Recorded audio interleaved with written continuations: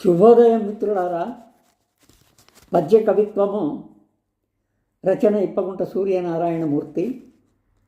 శీర్షిక వ్రతము. హీన విచార భావనల హేళ సహాయ ప్రభావ సంపదన్ దీనత అడ్డులేని వెనుదీయని శ్రామణ తోడుపాటుగన్ ధ్యాన విశుద్ధయోగమున త్రాణ ఫలించి ప్రశాంత చిత్తమై మౌనవ్రతము బూనుటకు మాతృక మానసరూపురేఖలే.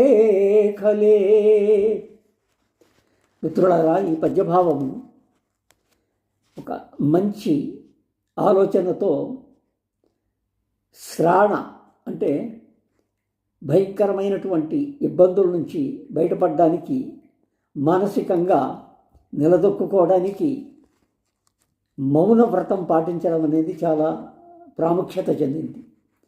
అది ఎలా అంటే హీన విచార భావనల హేళ. హీన విచారం అంటే చాలా తక్కువ, దయనీయమైనటువంటి భావనల తిరస్కారం. హేళ అంటే తిరస్కారం. ఈ తిరస్కారంతో బాధపడే వ్యక్తి సహాయ ప్రభావ సంపదం. తనకి ఏదైనా సాయం జరిగితే ఆ సంపద, ఆ సహాయం అనే సంపద ద్వారా దీనత అడ్డులేని, దీనత అంటే ఒక విధమైనటువంటి దయా దాక్షిణ్యాలు ఏమి అడ్డు రాకుండా వెనుదీయని శ్రామణ తోడ ఏమాత్రం కూడా వెనుక్కు తిరగకుండా శాంతితో ప్రశాంతతగా ఉండి ఆ తోడుపాటుతో ధ్యాన విశుద్ధ యోగమున మంచి ధ్యానంలోకి దిగితే త్రాణ ఫలించి, త్రాణ అంటే శాంతం, అప్పుడు ఆ త్రాణ ఫలించినప్పుడు బలం వస్తుంది.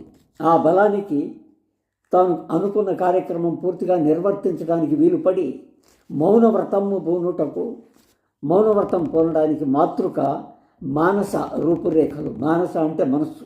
ఈ మనసులోని రూపురేఖలు పైన చెప్పిన వివరాలన్నిటి వల్ల ఒక దశకు వచ్చి వాటి యొక్క గట్టితనం, వాటి యొక్క ప్రయత్నం, వాటి ఫలితం వల్ల మనిషి ఒక దృఢమైన నిర్ణయం తీసుకొని తన కార్యక్రమం పూర్తి చేయడానికి సహాయపడుతుంది అని చెప్పి ఉద్దేశంతో ఈ పద్యం రాశాను.